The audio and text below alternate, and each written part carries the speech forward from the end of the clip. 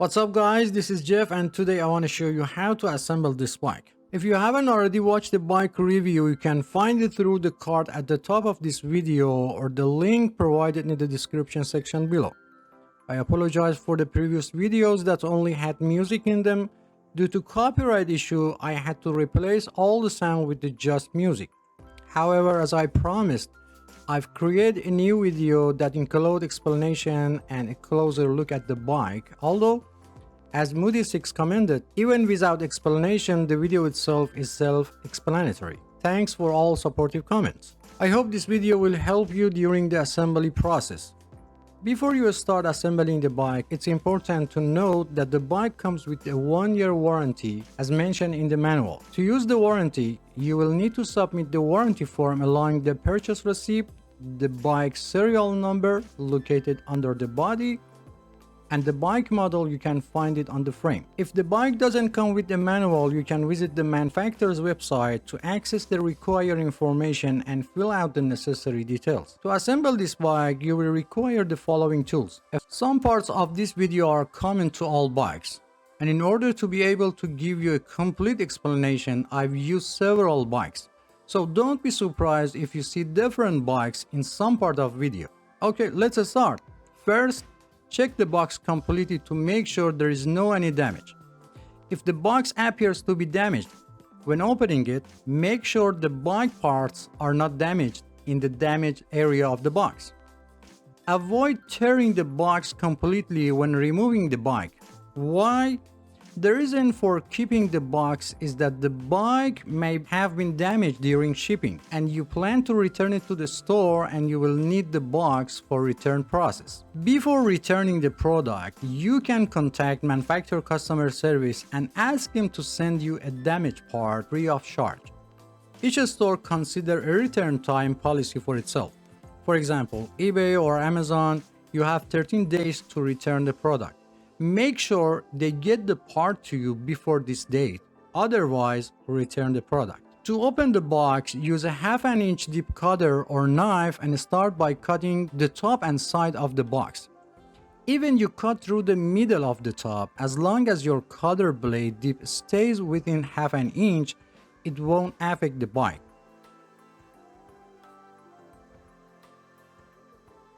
After opening the box, visually inspect the internal components including the wheels, front fork, rear derailleur and handlebar to make sure they are free of any damage.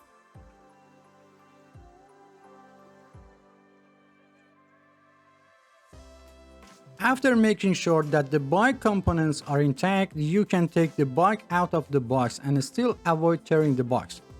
To safely remove the bike, it's recommended to bend your knees slightly and place the box vertically and start taking the bike out in a slow and controlled manner. Pay attention to your posture. Do not put in too much pressure on your back to avoid muscle cramp. After removing the bike from the box, do not forget to check the inside of the box completely and do not throw away until you finish assembling the bike. Many times it happened that a small screw or nut was still hidden inside the box, even under the flaps.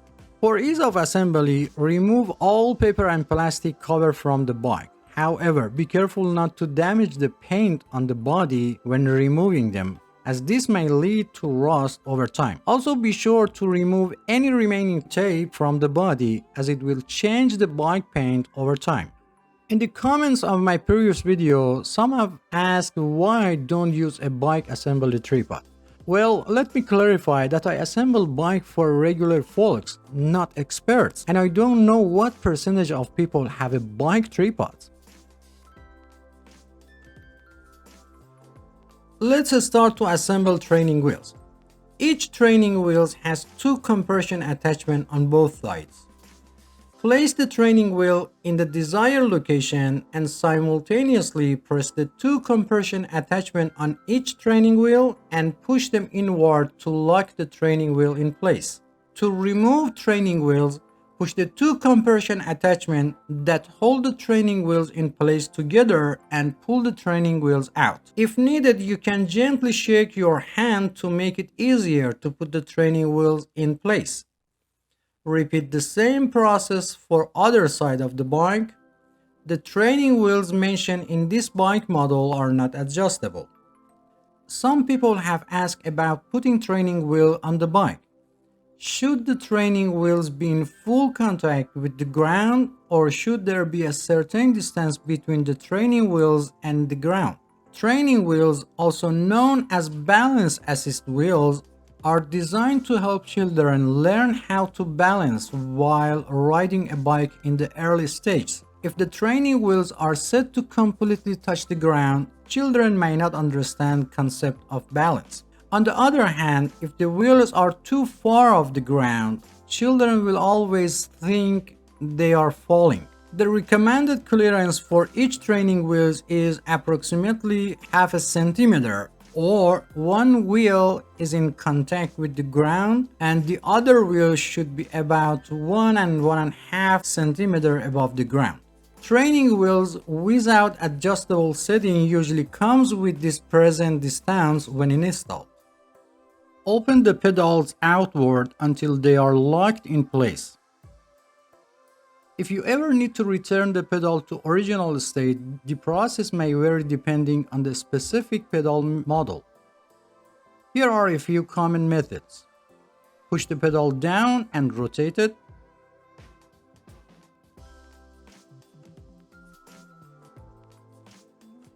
Push the pedal down, pull the plastic lock and rotate it.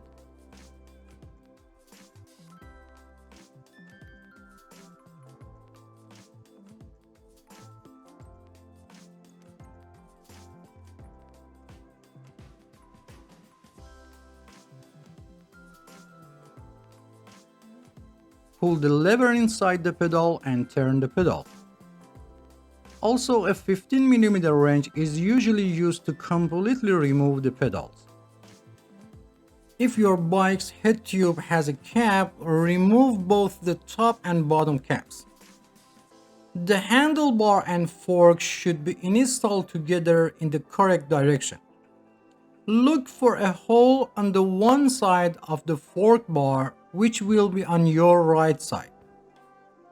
If there is a reflector on the fork, it will help you determine the correct installation direction. Make sure the reflector is facing forward. Some models may have instructions or marking on the rear fork indicating the correct installation direction. Insert the stem rod into the hole and press the appendage next to the stem. Push it down until you hear a clicking sound. Try to connect them by hitting the top of the handlebar. In some cases, the plastic at the end of the stem rod might prevent proper locking of the stem rod and fork. Use pliers or another tools to remove the plastic and try again until you hear the clicking sound. Once installed, make sure the handlebar is securely locked by pushing up and verify that it doesn't come out easily. If you need to remove the stem rod, first open the cap above the screw, apply pressure to the appendage, and simultaneously push the stem rod upwards.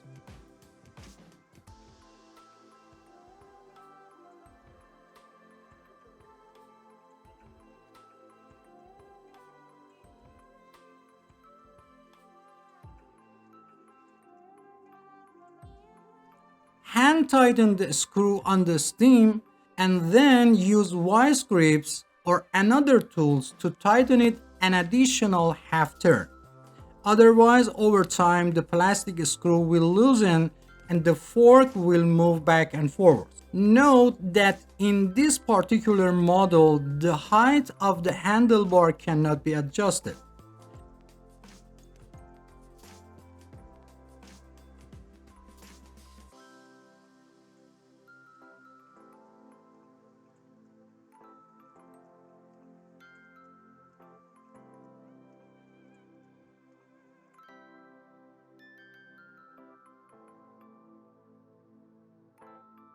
If the reflector is loose, align it horizontally and tighten it with the Phillips screwdriver.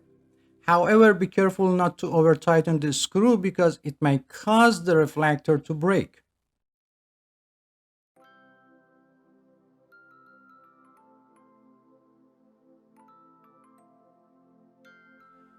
If the seat reflector is loose, use a Phillips screwdriver to tighten the reflector screw until it cannot move. Make sure the reflector is level and positioned correctly, and be sure not to over tighten the screw as it might break the reflector. I recommended installing the reflector close to the seat lock after adjusting the seat height.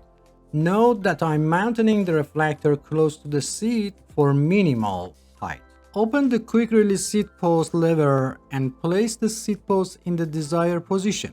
While holding the quick release seat post nut with one hand, turn the quick release seat post lever a few times with the other hand until it feels tight. Close the quick release seat post lever regardless of height and direction of the seat and test the movement of the seat. If the seat still moves, open the quick release seat post lever. While holding the quick nut, rotate the lever one full turn and test again. Repeat this step until the seat stops moving. After the seat is secure, open the quick release seat post lever and adjust the height and direction of the seat and close the quick release seat post lever.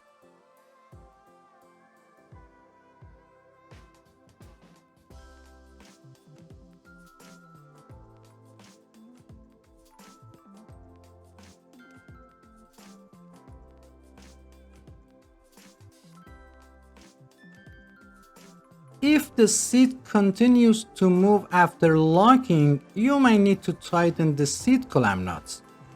Also, if the seat angle needs to be adjusted, loosen the seat clamp nuts a little, change the seat angle, and tighten the nuts again.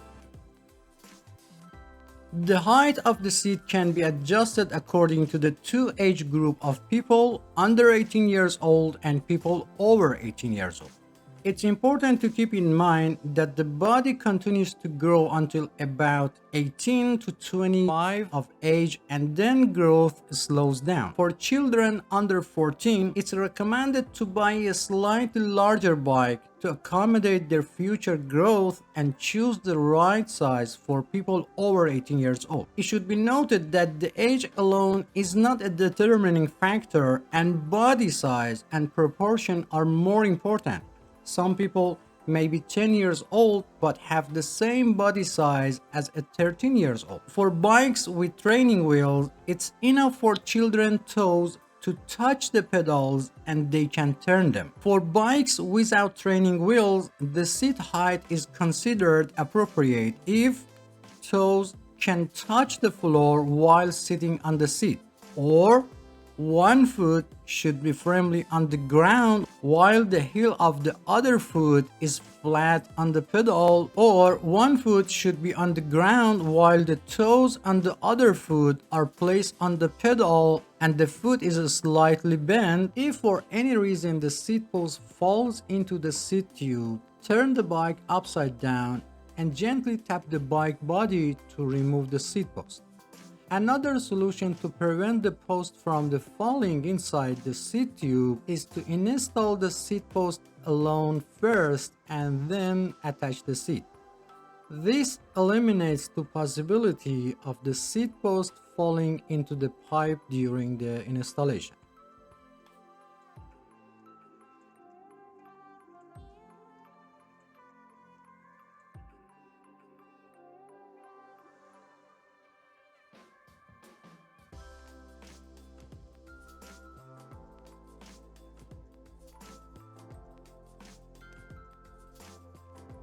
At the end, check the brake system by pedaling several times and reverse the direction of the pedal. After each braking, make sure to rotate the bike pedal forward once to release the brake. At the end, it's necessary to check the work done and make sure that all bolts and nuts are properly tightened. When inflating tires, some people inflate the tire to the amount of air indicated on the tire. However, it's important to note that the value displayed on the tire represents the maximum air pressure that the tire can withstand. For most bikes, the recommended air pressure is between 25 to 35 psi. In another way, after inflating to 20 psi, sit on the bike to check the tire pressure. If the tire is not fully inflated, increase the amount of the air. Remember, the weight of the cyclist determines the amount of the tire inflation. To inflate the tire, first remove the valve cap and then put the air pump head on it. Sometimes this is difficult because by pressing the tube valve, the valve goes inside. If the tire is slightly inflated, first deflate it completely. Press your thumb on the back of the valve and place the air pump head on it. Inflate the tire halfway and make sure the tire is still on the rim. If part of tire pops out, release some air pressure, put the pops out area back inside the rim and reinflate it again.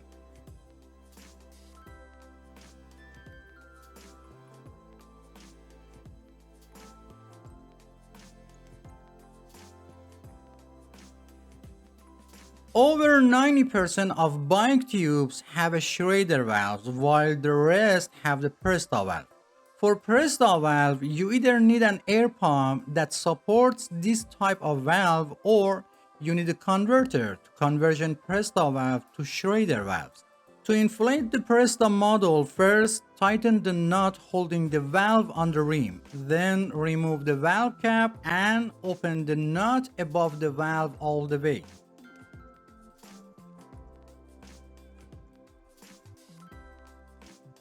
Install the converter on it and inflate it like Schrader valve.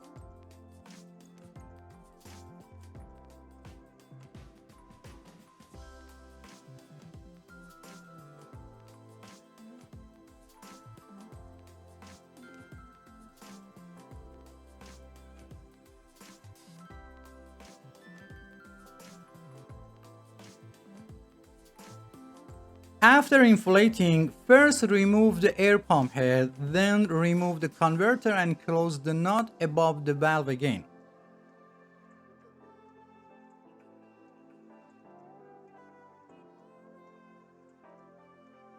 And finally, put the cap on the valve.